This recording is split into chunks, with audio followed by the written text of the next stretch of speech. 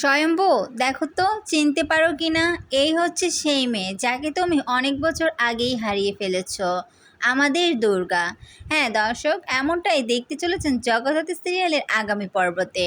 বিস্তারিত জানতে চ্যানেলটিতে লাইক দিয়ে সাথেই থাকুন, ভালো লাগলে সাবস্ক্রাইব করে দেওয়ার অনুরোধ থাকলো। জগদ্ধাত্রী সিরিয়ালে ইতিমধ্যেই আমরা দেখেছি যে স্বয়ম্ভু প্রায় পাগলের মতো করে দুর্গার পরিচয় খুঁজে বেড়াচ্ছে।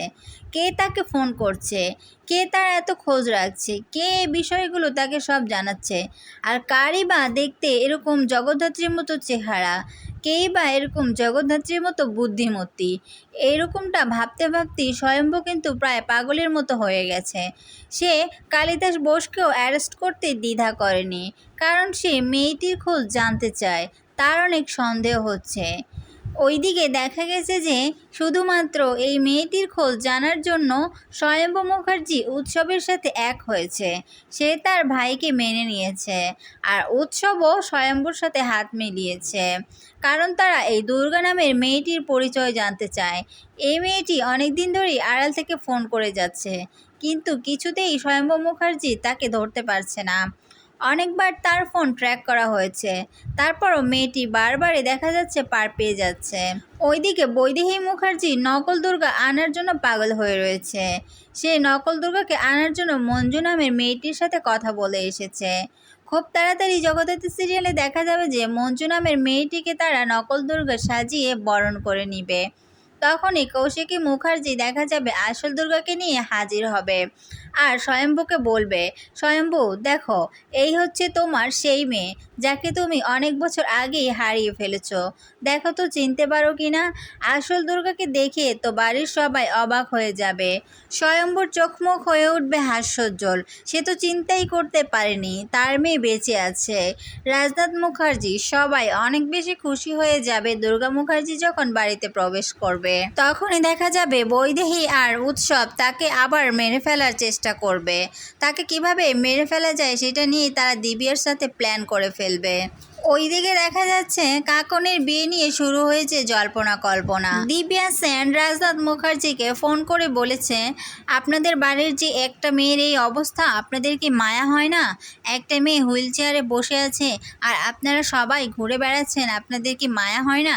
তখন রাজনাথ বলে, কেন, কি হয়েছে? তুমি কেন ফোন করেছো সেটাই আমাকে বলো, তুমি আমাকে ফোনই বা করেছো কেন?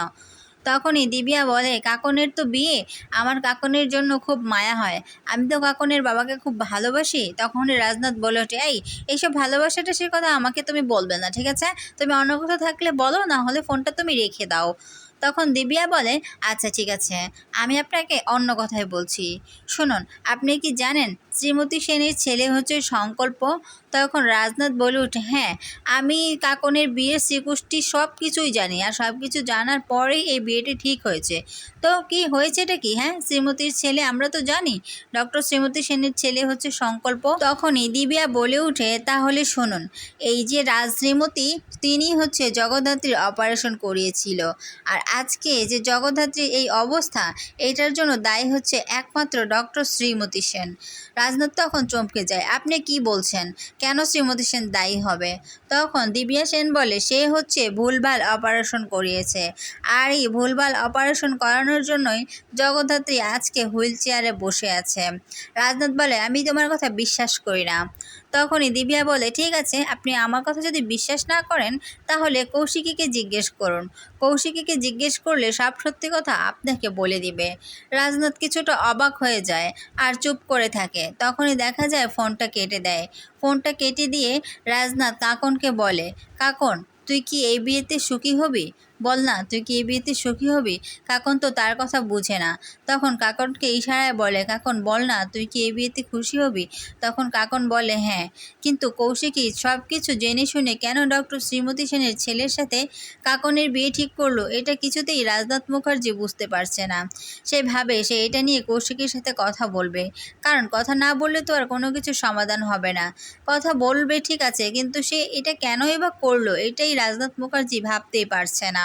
রাজনাথ মুখার্জি আবার কাকনের মুখের দিকে তাকিয়ে তার হাসিটাও কেড়ে নিতে পারছে না।